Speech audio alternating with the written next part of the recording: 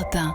Il est 8h30, c'est l'heure de la revue de presse avec David Abiker, Nikos. Bonjour David Abiker. Bonjour Nikos, bonjour Céline, Bonjour. bonjour à tous. À la une ce matin, canicule, piscine et burkini. On cherche la fraîcheur ce matin dans vos journaux. À la une du courrier Picard, un brumisateur rafraîchit un vieux monsieur allongé sur son lit d'hôpital. Jusqu'ici, tout va bien, soupire le quotidien Picard. La canicule jusqu'en haut du Mont Blanc, titre La Montagne. Où trouver de l'ombre, se demande l'Écho républicain, tandis que la République du Centre propose à ses lecteurs une série d'astuces fraîcheur garanties. Le mieux, ce serait peut-être de piquer une tête à la piscine et de plonger dans la lecture du Figaro. Face au burkini, des Grenoblois veulent nager à poil.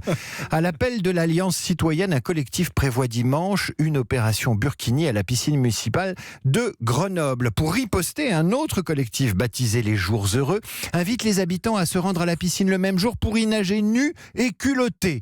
Ensemble, tombons les peignoirs. Hier soir, il y avait 190 inscrits.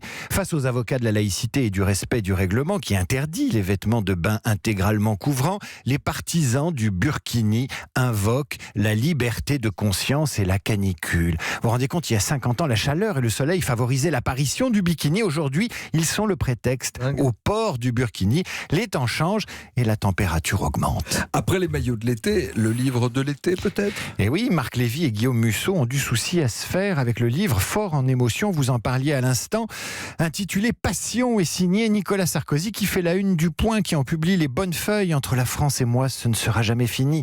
À la une du Figaro, Nicolas Sarkozy écrit sa passion pour la France. Ouest France, Nicolas dévoile ses passions, beaucoup de passions, y compris pour lui-même. Mais l'Obs s'interroge. Nicolas, l'insubmersible, est de retour. On l'imaginait groggy, dévasté par l'annonce de son renvoi en correctionnel dans l'affaire des écoutes téléphoniques. Pour la première fois dans l'histoire de la Ve République, un ancien président est convoqué devant un tribunal pour corruption. Exceptionnel, inédit. Sarkozy au tapis ?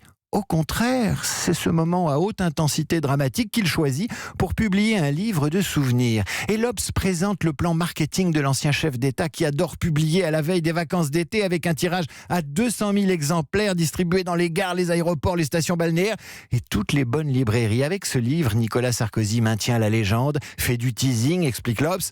Objectif, exister sans insulter l'avenir, durer, encore durer, malgré les affaires. Et puisqu'on parle d'affaires, on va s'intéresser aux commerçants. Les gilets jaunes mettent les commerçants dans le rouge. C'est une exclusivité du Parisien aujourd'hui en France. Selon un rapport du Sénat, c'est maintenant au second semestre 2019 que les conséquences de la crise pourraient vraiment se faire sentir. Pour la rapporteuse du rapport, le pire est à venir. À fin mai, les assurances ont déjà décaissé 217 millions d'euros pour indemniser les dégâts matériels. Aux dégradations des commerces s'ajoute la baisse du chiffre d'affaires qui en moyenne a avoisiné les 30% selon le rapport sénatorial.